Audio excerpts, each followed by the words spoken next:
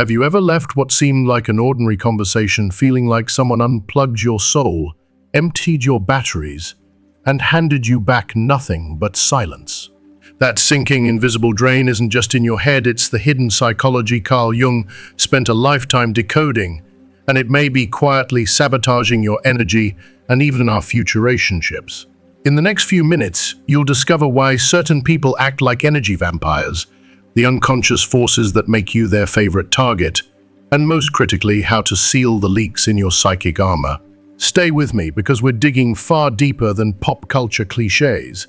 You'll learn the exact Jungian mechanisms behind projection, emotional contagion, and the shadow that slithers beneath every draining encounter. We'll expose 5 archetypes: the victim, the narcissist, the martyr, the manipulator, and the classic energy vampire, so you can spot them before they sap your strength. You'll also pick up 4 proven, research-backed strategies to protect and even recharge your vitality: laser-sharp self-awareness, ironclad boundaries, daily energy resets, and practical shadow work. If you've ever wondered why you feel tired around certain people, or how to reclaim the spark they steal, watch this video until the end. Your energy is precious. Let's make sure you keep it. If you haven't subscribed to our channel yet, please click the subscribe button and ring the notification bell to stay updated on all our latest content. The first mechanism at play is project.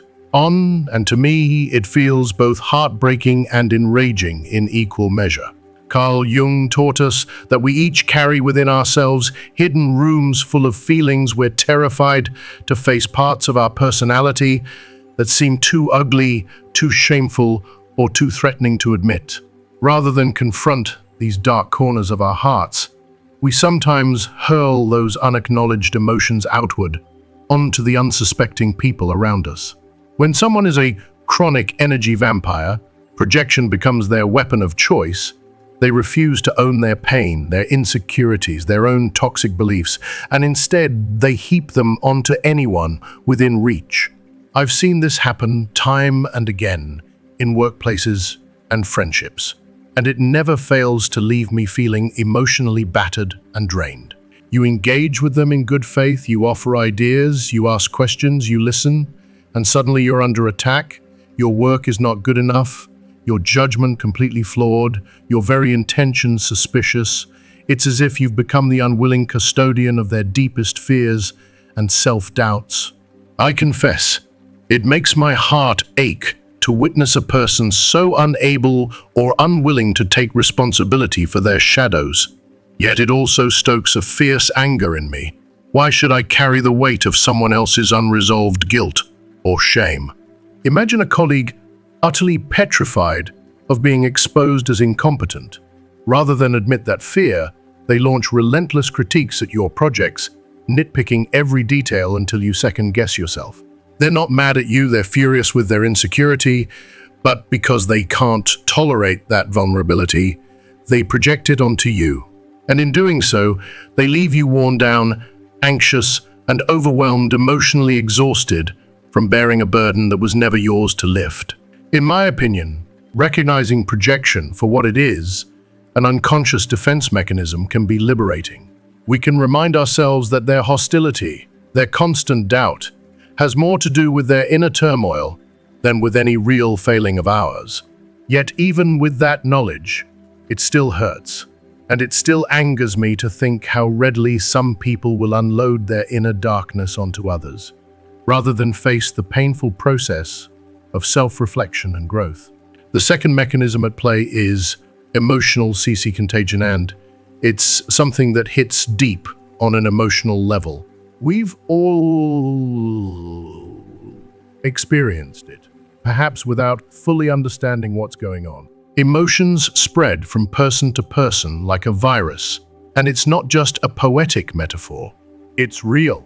When someone around us is consumed with anxiety, resentment, or fear, their emotions radiate outward, like ripples in a pond, infecting the space we share with them. The power of this contagion is staggering. Research in neuropsychology has shown that we have something called mirror neurons. These are the little messengers in our brain that cause us to unconsciously mimic and internalize the emotions and behaviors of those around us. This means that when you're around someone who's overwhelmed with negativity, your brain starts to mirror their emotions, and your nervous system adopts their emotional state as if it were your own. It's terrifying when you think about it. You could walk into a room feeling perfectly neutral, only to leave minutes later with a sinking feeling in your stomach and a heavy weight in your chest, not quite understanding why. It's not yours, at least not consciously, but your body and mind have internalized it. I can't help but feel frustrated by this process. It's as though we're wired to absorb the emotional atmosphere of our surroundings, even when it leaves us feeling drained and depleted. The truth is, when you spend time with someone dominated by negative emotions, you're not just interacting with them, you're absorbing a part of their inner turmoil and carrying it with you, often without even realizing it. But what truly sheds light on why emotional contagion is so energy draining is Jung's powerful concept of the shadow. This idea resonates deeply with me. It's one of those insights that feels like a revelation. The shadow, according to Jung, is the unconscious part of ourselves that contains everything we deny, repress, or refuse to acknowledge. It's not just the bad things, it's anything that doesn't align with our conscious self-image. If you see yourself as kind, your shadow contains your capacity for cruelty. If you identify as rational, your shadow holds your irrational impulses.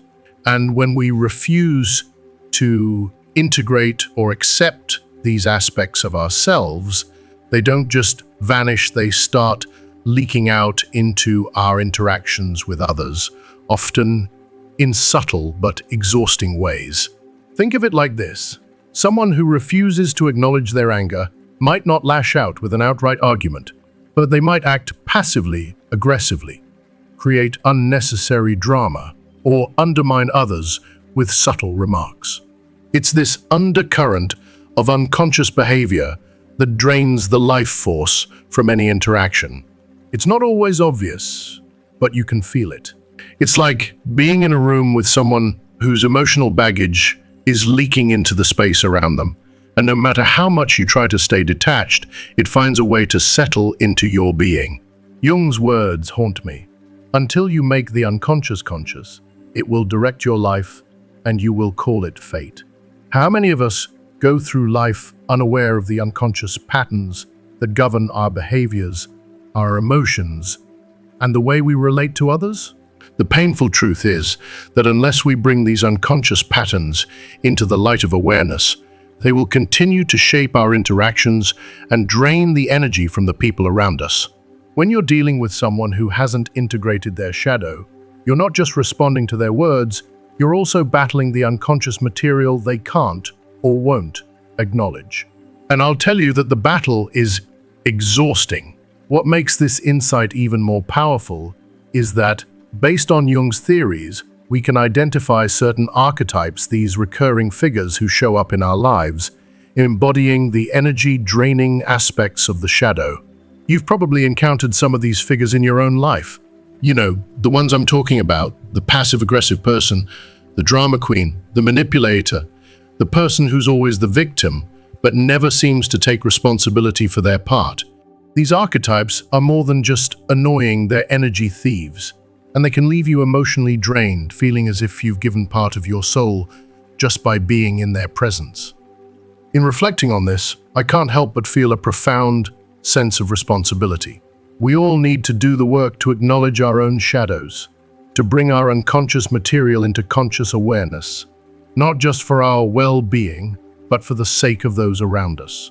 When we refuse to do this work, we risk perpetuating the cycle of emotional contagion, and we risk becoming the energy vampires ourselves. It's something we should all strive to understand, to integrate our own repressed emotions and be more aware of how we affect the people around us. Because once we do, the impact on our relationships and our energy will be transformative. First, let's talk about the victim this person has. over time fully embraced powerlessness as their identity. Everything in their life is someone else's fault. Nothing is ever their responsibility. They are trapped in the mindset that life is happening to them, not because of them. Their problems are never ending, and they wear them like a badge of honor, constantly sharing their grievances with anyone who will listen. But here's the catch. They don't want solutions. They want sympathy. They seek pity rather than change. Being around a victim can feel like an emotional trap. No matter how much you try to help, no matter how many times you offer solutions, they will always reject them. The energy drain is relentless because the victim pulls you into their world of never-ending rescue and enablement. They don't want to take responsibility for their well-being or change their circumstances. What Jung would say is that the victim has rejected their inner strength, that powerful, resilient part of themselves capable of transforming their life. Instead, they project that rejected strength onto others like you and resent those people for having the very power they deny in themselves. You become an unwilling caregiver, taking on the burden of their unresolved issues. Next, there's the narcissist, perhaps the most notorious of energy vampires. This type demands constant attention, validation, and emotional labor. Conversations with them are always about them, what they've achieved, how they feel, what they need. They can be charming at first, even magnetic, but the relationship quickly becomes one-sided, a continuous drain of energy with no reciprocal care. What they want is admiration, but they rarely give it in return. The narcissist uses others as mirrors to reflect their grandiose self-image, but what they're doing is feeding an insatiable hunger for external validation. Jung might explain it as this: the narcissist has failed to cultivate a genuine relationship with their inner world. They can't look inward, so they use others to prop up their fragile ego, draining everyone in the process. If you are still watching this video and find these lessons helpful, please comment number 1 below to let me know that you are still watching this video with me. Then we have the martyr, the person who sacrifices endlessly for others, but with strings attached. They'll say, "I did this for you," or "After everything I've done, you owe me," and it's impossible to measure up. What seems like selflessness is a clever form of emotional manipulation. The martyr drains you by turning their sacrifices into invisible debts that can never be repaid. It's a setup. The more you give, the more they expect. In Jungian terms, the martyr has denied their own needs and desires, instead projecting them onto others. They sacrifice endlessly, only to resent those others for having needs of their own, needs that they can't seem to fulfill because they've abandoned their self-care in the process.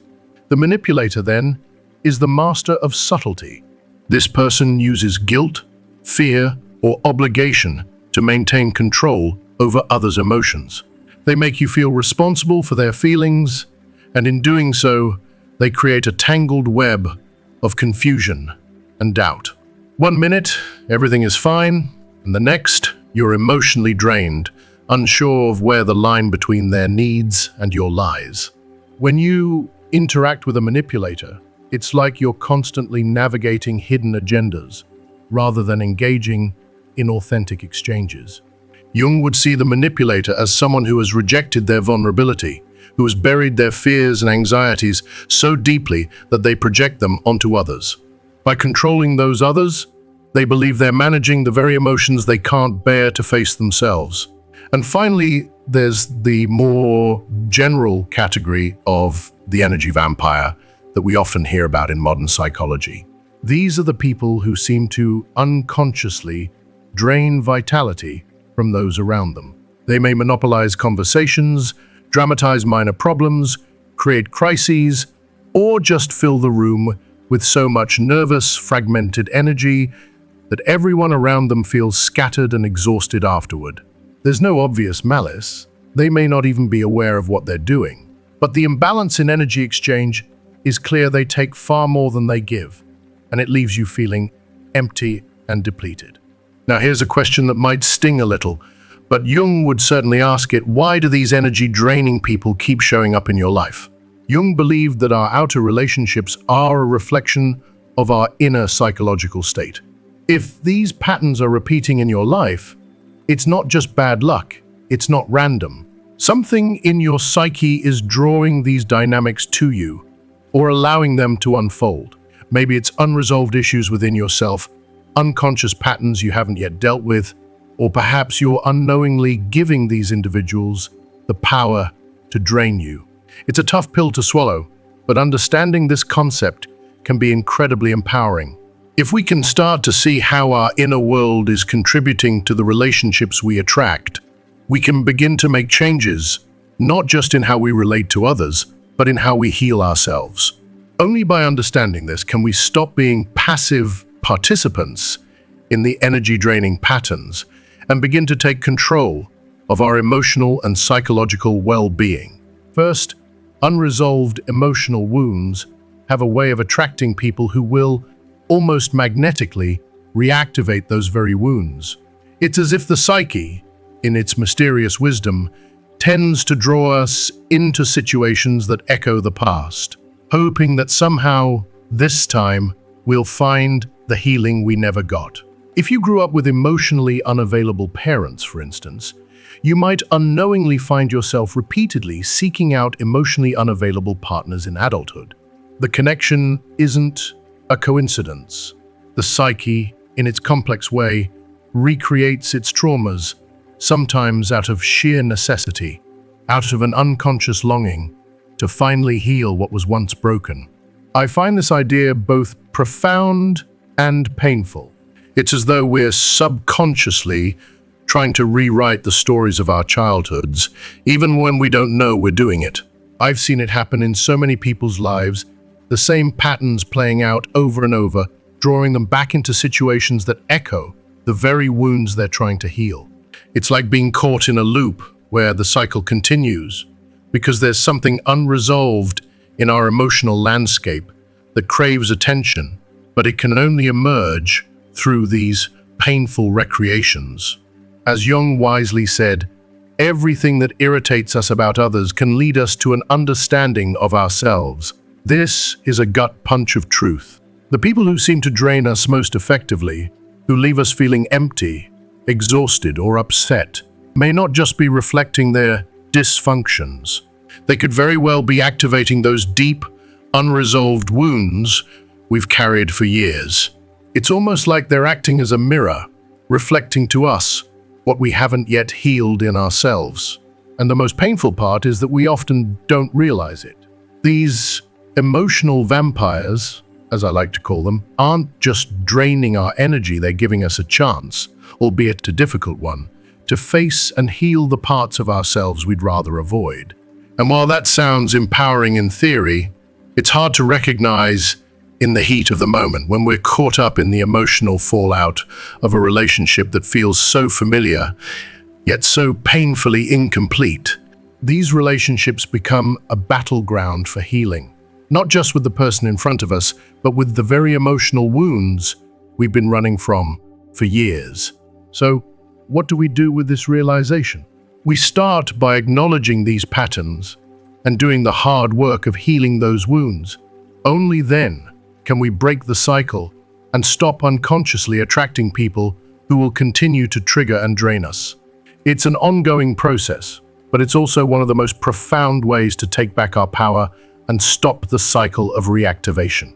And in my experience, once we begin to heal these wounds, we start to attract healthier, more fulfilling relationships, ones that nourish us rather than deplete us. Second, people-pleasing tendencies and weak boundaries create the perfect breeding ground for energy vampires to thrive. If you struggle with saying no, setting limits, or prioritizing your own needs, it's like you're hanging a neon sign around your neck that says, "Drain me, I won't stop you." I've been there. It's a subtle, often unconscious pattern, but one that can quickly leave you feeling emotionally exhausted and overwhelmed. You constantly give and give, bending over backward to meet others' expectations, while your own needs are pushed aside. The worst part. You're often so used to it, you don't even realize how much of yourself you're losing until it's too late. Jung, in his infinite wisdom, emphasized the critical importance of individuation, the process of becoming a whole, differentiated self. It's through individuation that we find our true identity, one that is anchored in self-awareness and authenticity. Without this solid sense of self, our boundaries remain fragile, like a flimsy fence that can easily be knocked down. And when our boundaries are weak, people, especially energy vampires, can take advantage of our willingness to please, exploiting our emotional resources without hesitation. I've come to realize that when we don't fully know who we are, when we haven't cultivated the strength to protect our own emotional needs, we become like open wells waiting to be drained. People-pleasing, at its core, is a way of hiding from our true desires and needs. We think, perhaps unconsciously, that we'll be loved or accepted by meeting everyone else's needs first, but all we're doing is giving away our energy bit by bit until there's nothing left for ourselves. It's an exhausting, unbalanced cycle that can leave us feeling empty and unfulfilled. What Jung said about individuation resonates deeply with me. Without a strong, rooted sense of self, without the courage to stand firm in our boundaries, we are more vulnerable to those who will exploit our lack of self-respect. It's heartbreaking because it's not just about saying no to others, it's about saying yes to ourselves. Setting boundaries is a form of self-love. It's a way of saying, I matter. My feelings, my needs, my time, they matter. The truth is, without this clarity and self-awareness, we leave ourselves open to being manipulated and drained by those who may not even realize the harm they're causing. And so, we must begin the process of individuation, getting to know who we are, what we truly want, and then having the courage to assert our boundaries. Only then can we stop the cycle of energy drain and reclaim the emotional vitality we deserve. It's not an easy road, but it is one worth traveling. The journey of finding and standing in our truth will not only protect us from energy vampires, but will also attract healthier, more balanced relationships, ones where giving and receiving are in harmony. If you are still watching this video and find these lessons helpful, please comment number 2 below to let me know that you are still watching this video with me. Third, a lack of self-awareness makes us incredibly vulnerable to draining relationships. If we don't recognize our patterns, triggers, and emotional blind spots, we can't protect ourselves from people who unknowingly or knowingly exploit them. It's a vicious cycle, one that I know all too well. You might find yourself repeatedly falling into the same exhausting dynamics, wondering why, despite your best efforts, you feel so emotionally drained and empty. But the truth is, we often fail to see our own in these patterns, and without that insight, we're left floundering. The people who drain us the most are often activating unresolved parts of ourselves, parts that we haven't fully acknowledged or understood. It's a tough pill to swallow, but this lack of self-awareness keeps us stuck, unable to break free from these emotionally draining connections. And this brings us to one of Jung's most profound insights, the shadow. This idea, in my opinion, is both a deep revelation and a challenge we must all face. Sometimes, what drains us the most in others is a reflection of something we've rejected in ourselves. The qualities that irritate us, the behaviors that exhaust us, are often those very same qualities we refuse to acknowledge within our personality. Think about it. If you're constantly drained by someone's neediness, could it be that you've rejected your own need for care, for vulnerability, for emotional connection? If someone's anger leaves you feeling completely depleted, take a moment to examine your relationship with anger. Have you been avoiding your capacity for healthy, assertive anger, perhaps, because you've been taught that anger is something to suppress? Jung's words cut to the core. The meeting of two personalities is like the contact of two chemical substances. If there is any reaction, both are transformed. This is the essence of what we face in these draining relationships. There is a profound opportunity for transformation. Every interaction with an energy-draining person is, in a sense, a mirror reflecting to us something we've disowned in ourselves.